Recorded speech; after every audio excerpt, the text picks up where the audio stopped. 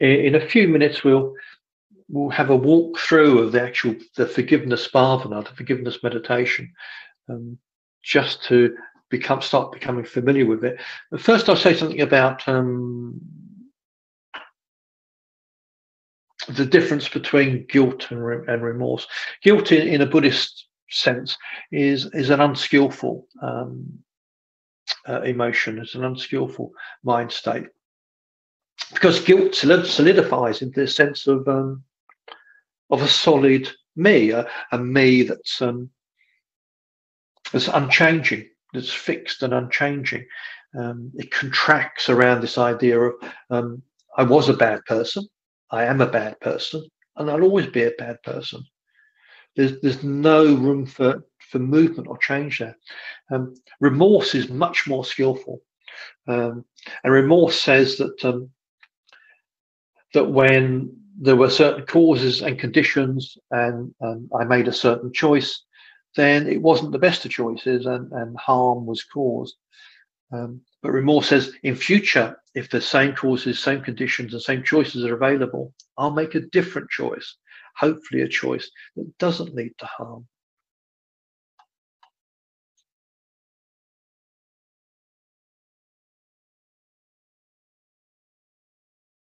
So mindfulness-based remorse does not solidify into negative self-views, but acknowledges and embraces the truth of impermanence, that we can and we do change.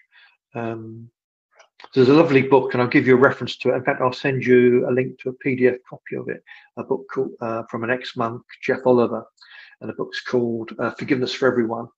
And Jeff, in his book, repeatedly makes the point, that's who I was. It's not who I am, and it's not who I will be. I am changing, and I can forgive myself.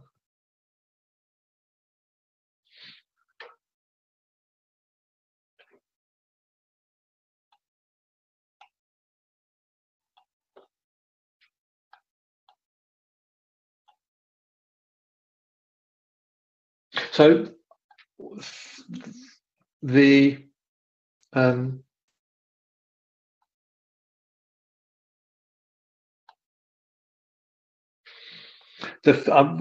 I'm going to walk through the forgiveness practice now, and I would suggest I'll put some slides up, and you can look at them or not, as the case may be.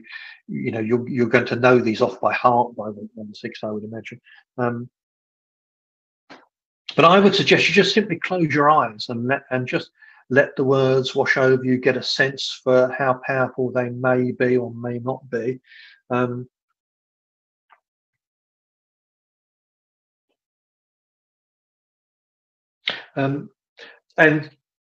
it shouldn't apply this week, but in future weeks. You know, if we choose to go through the forgiveness book, the forgiveness workbook, and actually write down examples of how we've hurt people and how we've hurt ourselves and how people have hurt us.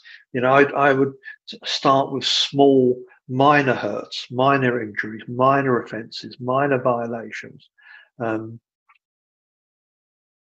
so that we can build up this forgiveness muscle, and until we can feel safe and grounded enough to take on the bigger hurts, the bigger harms, what currently might be seemingly unforgivable hurts. Shantideva, the 8th century Indian philosopher, Buddhist monk, poet and scholar, wrote in his guide to the Bodhisattva's way of life, "There is nothing whatsoever that is not made easier through acquaintance. So through becoming acquainted with small harms, I should learn to patiently accept greater harms."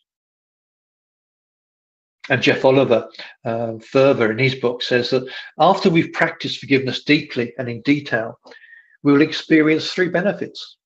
The first benefit is that old bad memories arise less frequently. The second benefit is that old memories are less emotional and less intense. And the third benefit is if they do arise, they don't last so long. Okay, so take a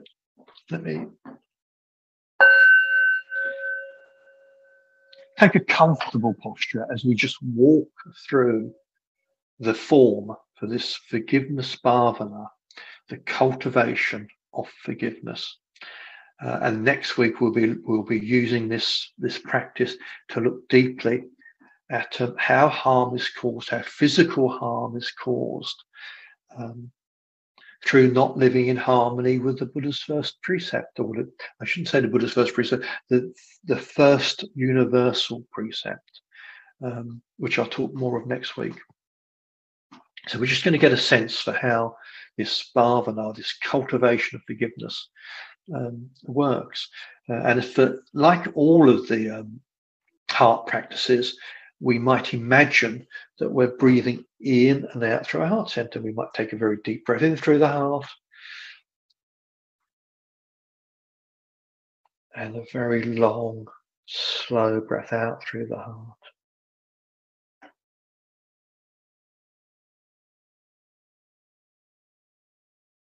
And then just let the breath settle down for this walkthrough. And each week I'll read through these instructions, and each week you can either repeat them or just, as I say, let the words flow over you to get an idea of how you might use them in your own practice. The first direction of forgiveness is to feel the sorrow and regret for your own actions, your own thoughts, words, and deeds. So we might silently say to ourselves, I ask others for forgiveness for whatever harmful things I have done, the mistakes, the failures, and the wrongdoings that I have intentionally or unintentionally done with my body, with my words, or with my heart.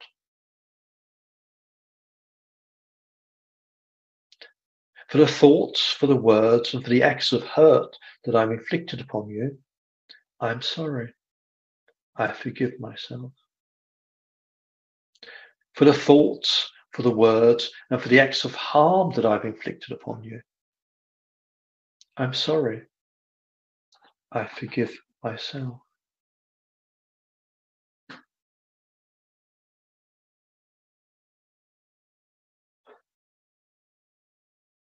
For the thoughts, for the words, and for the acts of betrayal that I've inflicted upon you,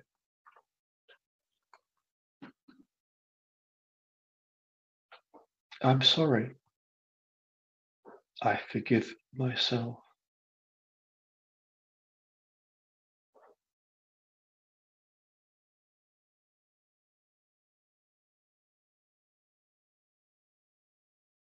For my harmful speech, for the thoughts, for the words, and for the acts of abuse that I've inflicted upon you, I'm sorry. I forgive myself. For the thoughts, for the words, and for the acts of abandonment via my intoxication that I've inflicted upon you, I'm sorry. I forgive myself.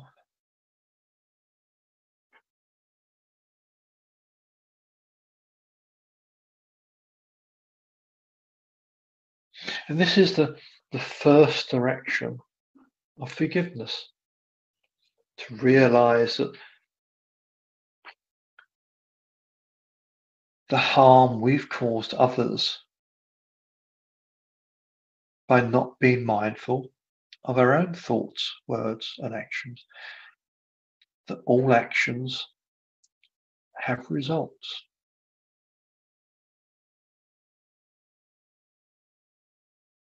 So whether it's physical harm, or taking things that didn't belong to us, or not maintaining sexual boundaries, whether it's harsh speech, gossip, slander, lies, or whether it's abandoning others and abandoning ourselves through intoxication, then we can let ourselves feel that our remorse. If there's guilt there, we can work with the guilt, bring some kindness and compassion to it, and transform that guilt into remorse. The second direction of forgiveness is to forgive ourselves for the hurt and harm that comes back on ourselves, either directly or indirectly, through hurting others. I ask for and I extend forgiveness to myself for whatever harmful things I've done to myself, the mistakes, the failures, and the wrongdoings that I have intentionally or unintentionally done with body, word, and heart.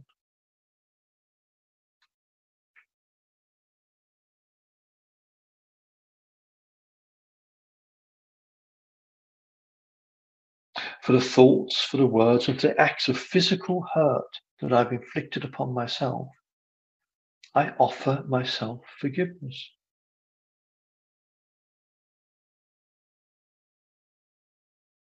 May I love myself just as I am, right here, right now.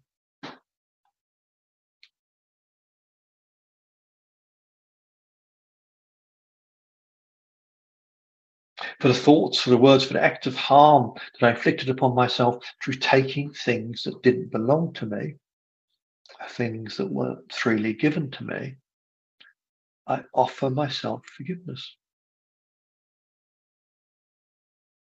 May I love myself just as I am, right here, right now. And sometimes it's not simply taking physical things, but sometimes we take people's time and we take their affection. And equally, we can end up wasting our own time and not giving ourselves the love and kindness that we deserve.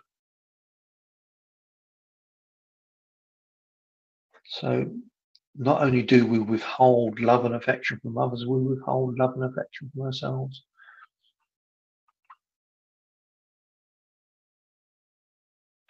So I offer myself forgiveness. May I love myself just as I am, right here, right now. For the thoughts, for the words, and for the acts of betrayal through sexual misconduct that I've inflicted upon myself, I offer myself forgiveness.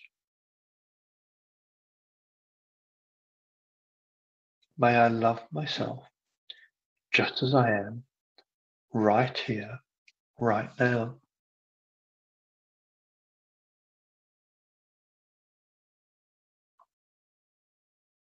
For the thoughts, for the words, and for the acts of verbal abuse that I've inflicted upon myself, I offer myself forgiveness for all the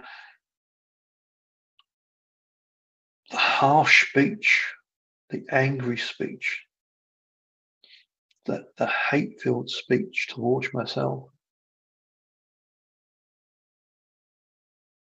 I recognize it and I let it go. I try to let it go.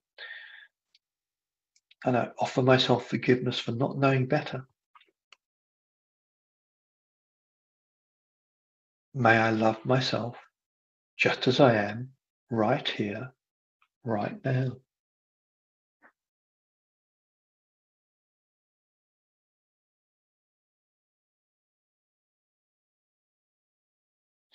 And for the thoughts and for the words of the acts of abandonment through intoxication that I've inflicted upon myself, I offer myself forgiveness.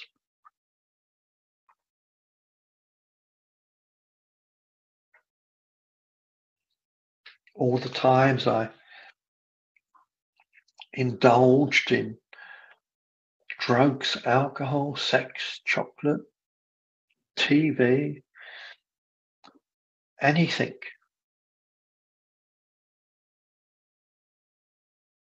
to ease my own pain. Can I meet those actions with kindness and compassion and understanding and offer myself forgiveness?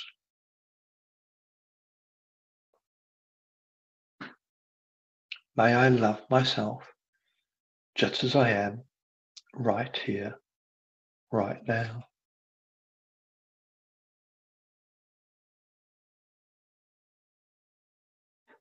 And the final direction of forgiveness is to forgive others as far as is possible, as far as we're ready.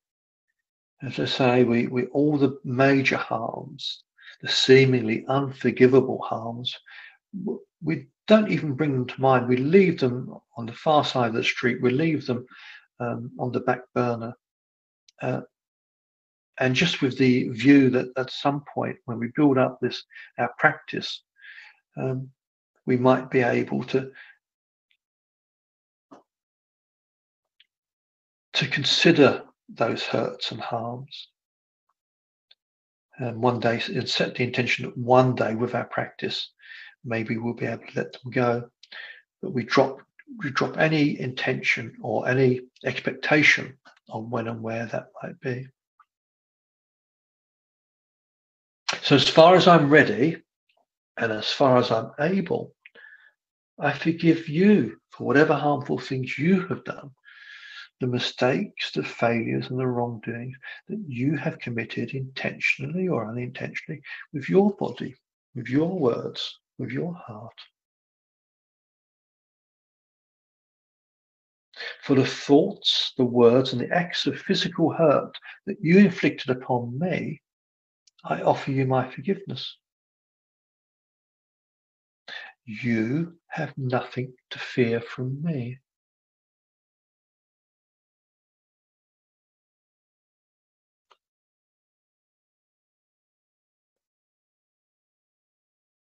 For the thoughts, for the words, and for the acts of harm that you inflicted upon me by taking what I freely didn't give, or by you withholding that which you should have given to me.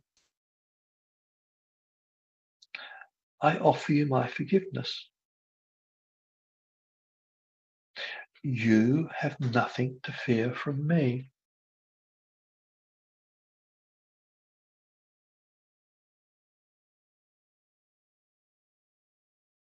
For the thoughts, for the words, and for the acts of betrayal through sexual misconduct that you have inflicted upon me, I offer you my forgiveness. You have nothing to fear from me.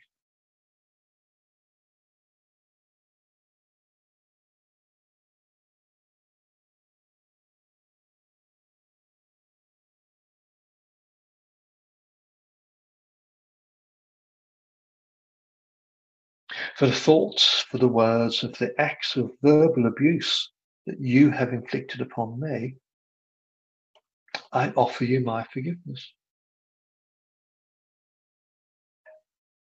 You have nothing to fear from me.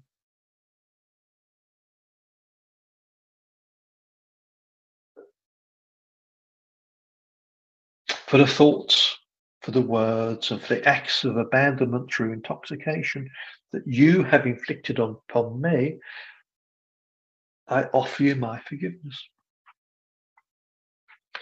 You have nothing to fear from me.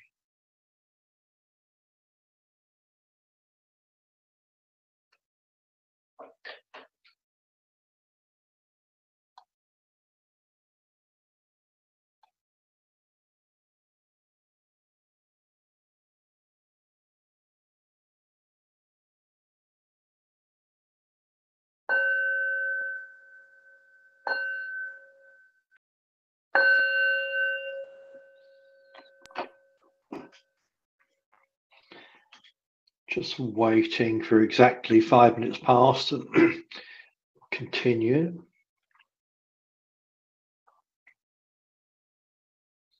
Okay. I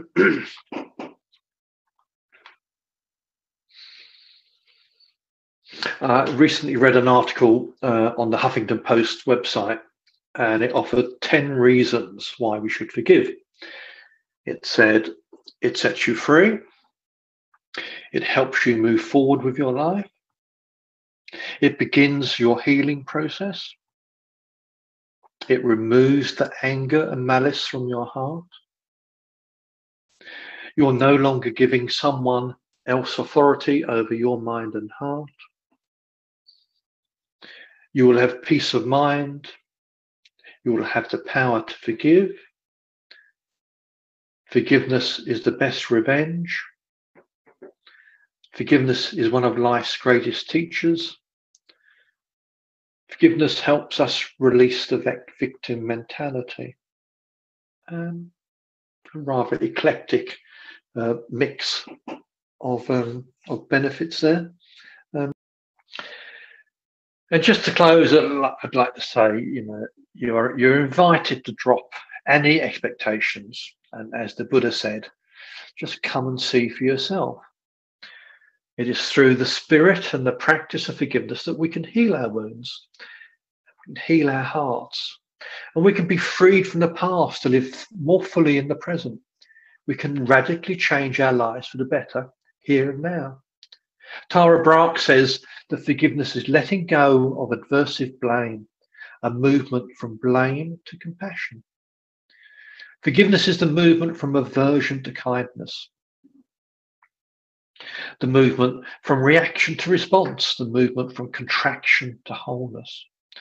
We can forgive. If we can forgive, then we are letting go of anger, letting go of ill will, letting go of blame, letting go of resentments, letting go of judgments. And this, in effect, is a renunciation or letting go of greed, hatred, and ignorance. As we saw in verse number 5 of the Dhammapada, hatred never ends through hatred. By non-hate alone does it end. This is an ancient truth. So holding with care our own pain, our own hurt, and our own disappointments, honouring our lost childhoods and broken dreams, we might skillfully leave the past behind and move forwards, taking another step towards the ending of suffering, another step closer to that perfect, unshakable freedom of heart. And just to end with a verse from Van Morrison's song, his song, I Forgot That Love Existed. And he says, if my heart could do the thinking and my head begin to feel, I would look upon the world anew and know what's truly real.